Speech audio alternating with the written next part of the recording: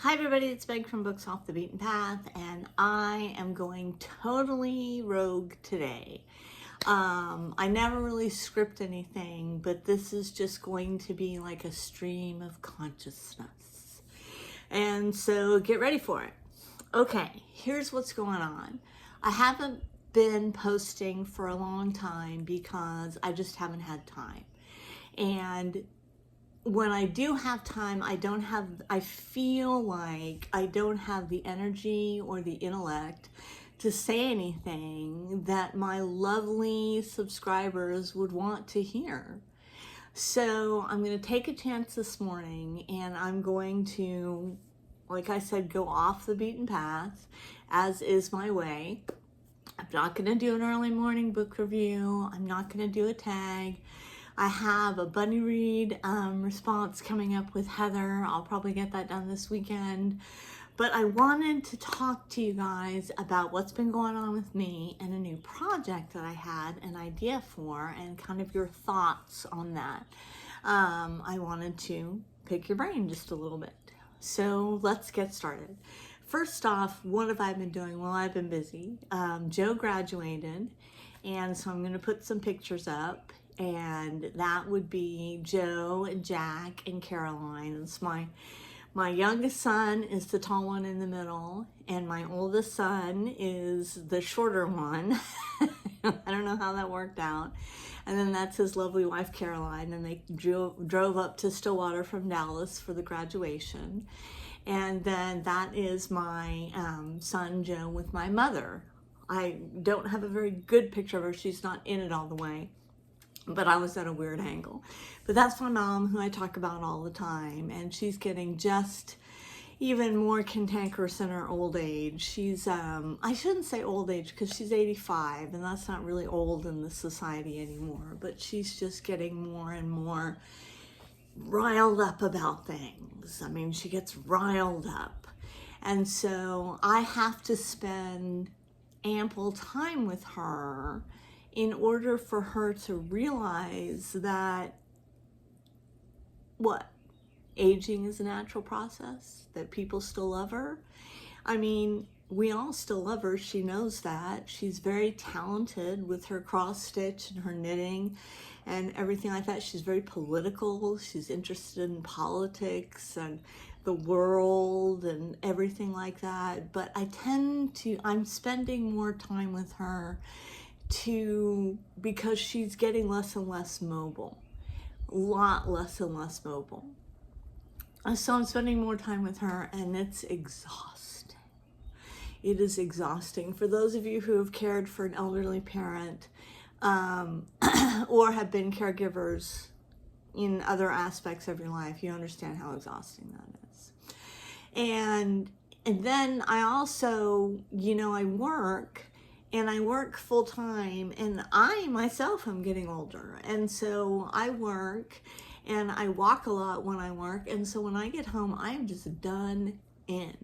Like last night, we were sitting down to watch the evening news, and we had brought in fried chicken it was our treat for the week. We brought in fried chicken from Cane's. I don't know if you guys are familiar with Cane's. But anyway, we were sitting down, I'd finished my chicken, and we were sitting down to watch the evening news. And I was watching what they were going to show me. I was like, there's not one story on there that interests me. Not one. I'm going to bed to read. And I was thinking about that this morning because on Sunday I have Riders, my Unbreakable Spines, my forever group, which I hope will be my forever group. And I was thinking to myself, I'm like, reading has become such a solace for me, such a part of my life.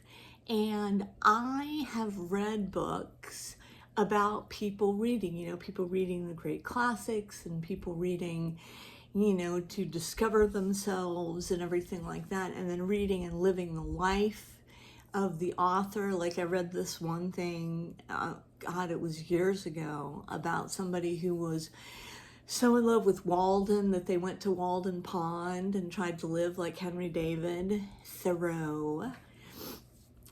But anyway, here's my project idea. My project idea is I want to write a book about this book. And this book is my reading journal. I thought it was a commonplace book, but then I really watched the video with the literate Texan, and I understand it's not really a commonplace book, it's more of a reading journal.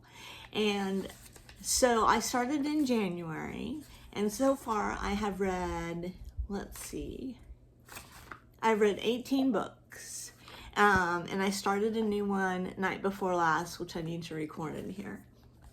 But I want to talk about not only these books, but where I was in my life when I was reading them, and how they helped me or how they didn't help me, or just not only do I want to write not only do I want to write about the book itself, but I want to write about my life in relation to reading, because it has really become a part of my existence. Reading and collecting books have really become a part of who I am. I haven't been to the library in a long time, and I thought, I need to go to the library because I haven't been and picked up the 50 book minimum that you can pick up, and I want to do that. I want to go down to the library, but time is always involved. Time is always racing forward, and you never seem to get enough of it. So the question is, would you guys be interested in that? If I wrote nonfiction for the first time in my life, and I have several fiction stories that I'm working on at the moment, and I like fiction. I love fiction. I love to make up worlds and everything like that. But I want to try something hard. And nonfiction is hard for me because it's hard to do it right. And can I do it right? I don't know if I can or not. But let me list off for you some of the books that I've read since January. I read The White Priory Murders. I've read The Plague Court Murders. I've read Consider Miss Lily.